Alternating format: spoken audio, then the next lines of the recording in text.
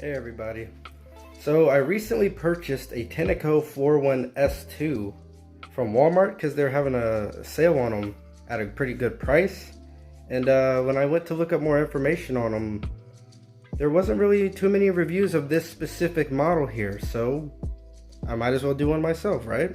Here it is, guys, the Tineco 41S2 Smart Cordless Vacuum and Wash. Here's the front of the box here. I don't want to go through all the details on it, so I'll just do a quick run around here. Here's all the items that come in the box: the device, charger, storage tray, cleaning tool, and a solution, a small bottle solution.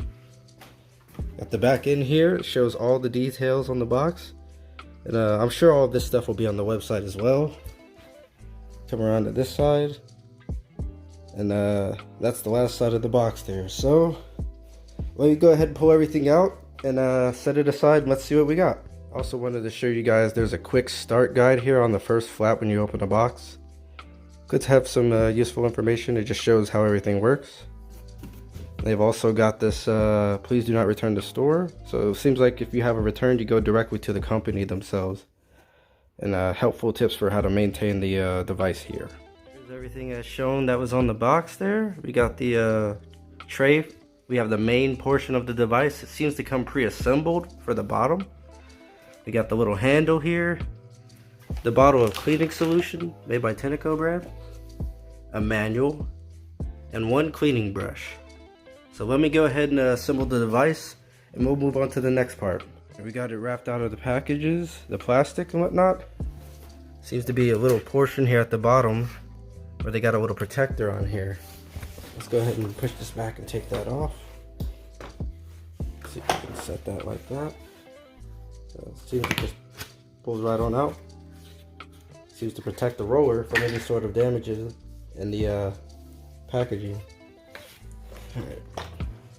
Now let's see if we can attach this little handle here. It's got little notches on it. See the there's a little notch there on the inside, so we're gonna go ahead and put it in. There we go. Nice click to it too. All right, it seems like it's set up and ready to go. Let me just go ahead and pre-charge it, get the solution and water tank going, and let's see how it does. The charger here. Let's go ahead and plug it up and start charging. Charger's plugged in. Let's go ahead and plug it into the device. It's got a little lightning logo for where you put the charger into. So we just plug it in like that. The display just had a blue ring around it, and it's showing lights on the display now. So the manual says to let it charge for 4 to 5 hours. So probably won't take that long to test it out real quick, but I'll be right back with the next part. All right, we got our tap water in. It's filled pretty much right to the line there. It says to just use 1 capful of solution. Carefully there. It's might be pretty easy to make a mess with this. Oh no, it pours pretty easy. Okay, I might have overdid it, and this table is not exactly balanced, but on my countertop it was right on the money. So, all right.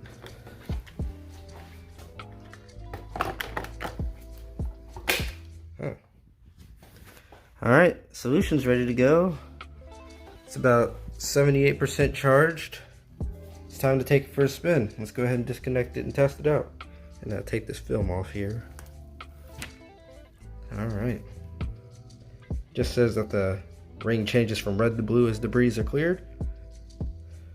Alright. Alright, the device is ready to go. Let's just give you a quick rundown of how the kids kind of left the house this morning. But here's a little picture of what I'm going to be dealing with here by midnight. And you can see there's pretty messy. So I got a little baby wipe here just so we can test right in this area just to see how dirty it is. Yeah, that's pretty grimy. This hasn't been mopped in about 2 days now. Whatnot. From the last time I did it with the Swiffer. Because my last device broke. You probably saw it in the other clips. But let's go ahead and run this device and see how it does, and I'll do another wipe test right after to see. Alright, I got my camera light and set up in the stand. Let's go ahead and run this through the floor and pick all this up here and see how it does.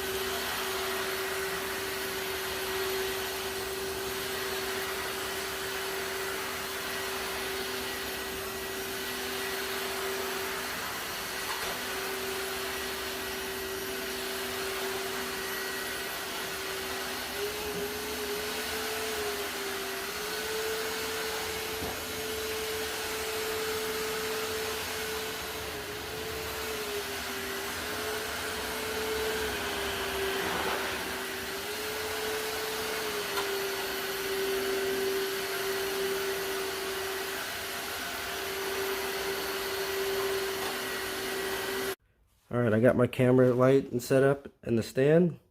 Let's go ahead and run this through the floor and pick all this up here and see how it does.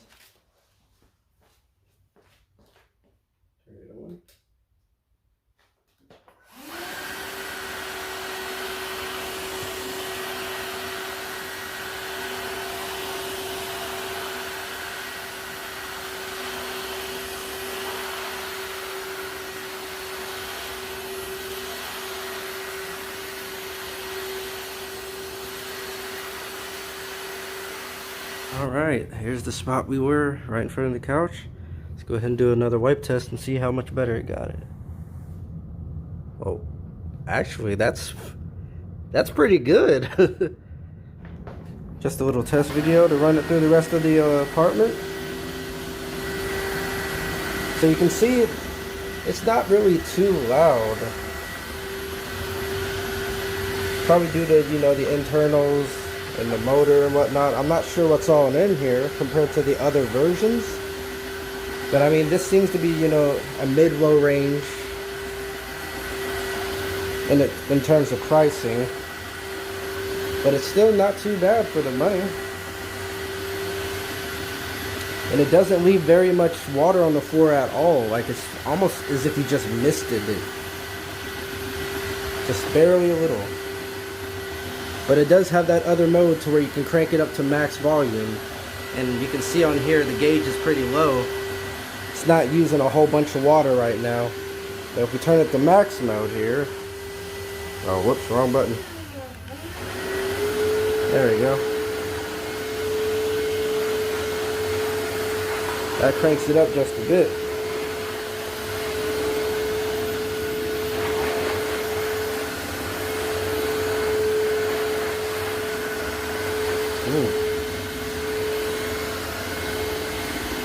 The rest of these floors didn't really need a mopping too much, but I'm just going through them real quick just to, you know.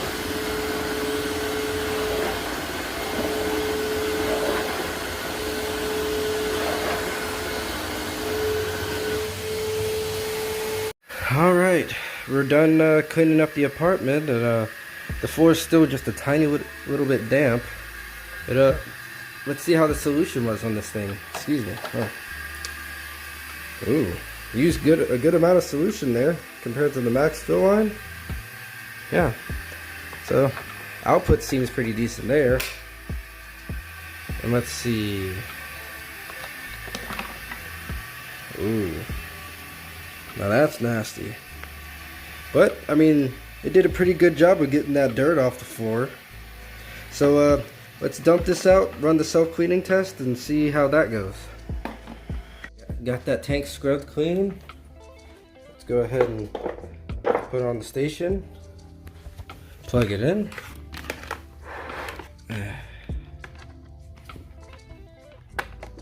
And let's run the cleaning cycle and see how well that does.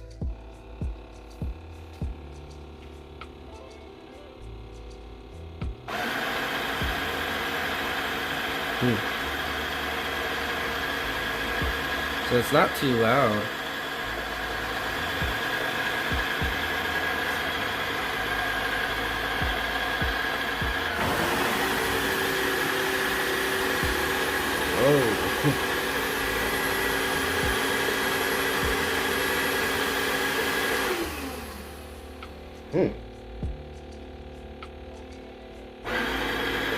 Okay, I thought it was done for a second there.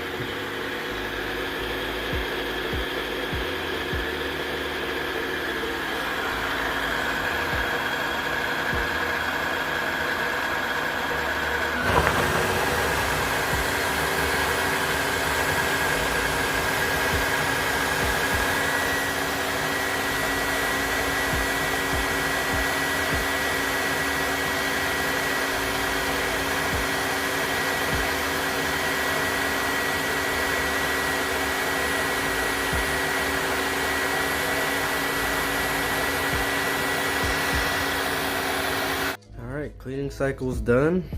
It took probably about 3 minutes, give or take. Used a decent amount of solution to clean the brush. Ooh, and that was just on the brush by itself. Okay. Still pretty clean. It's not wet in there at all, really. A droplet here or two.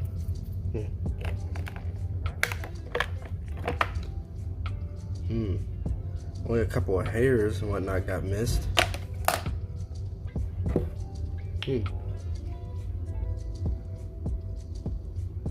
Huh. Did a pretty good job on that. Didn't leave too much behind, but it doesn't get every little thing. But still, not bad. Here's my take on the Tineco 41S2. Like I said earlier in the video, I bought it from Walmart online. It was roughly what, $179 with taxes and whatnot, but that was the price tag for the device.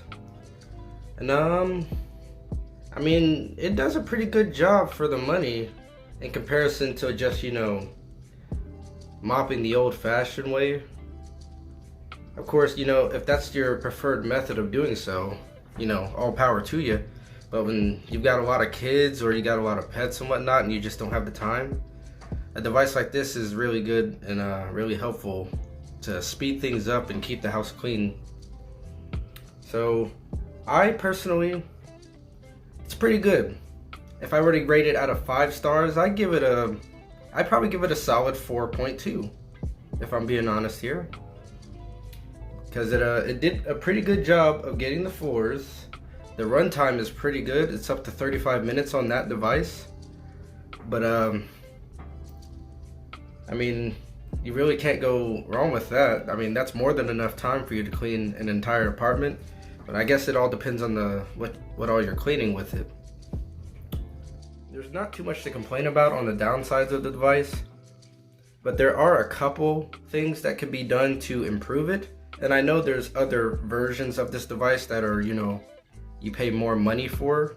They're more expensive and they have more control and more cleaning ability and whatnot. So I know there's, you know, higher number versions of the floor cleaner, like I think up to 5 and up to 7. Some of them have steaming capabilities and whatnot. So this is just the bang of your buck version. But I'd say probably, I wish the charging was a little bit different, you know? You gotta plug the charger into the back of the device itself. And I'm not sure when they implemented it, but on some of the other devices, they have a charging dock. It's built into the that little station that they have there, the cleaning station. So, I mean, not too big of a deal, you know? It's just, it'd be nice to set it down and click and it's just charging ready to go. The only other thing that's not really a big deal at all, but maybe just a slightly bigger dirty water tank and a slightly bigger solution tank. But I mean, it's more than big enough to handle my needs, per se. So for now, I mean, it's perfect for me. And other than that, I mean, it's a pretty good device for the price. $179 wasn't that bad for me. So that's my review for you guys, and let me know what you guys think.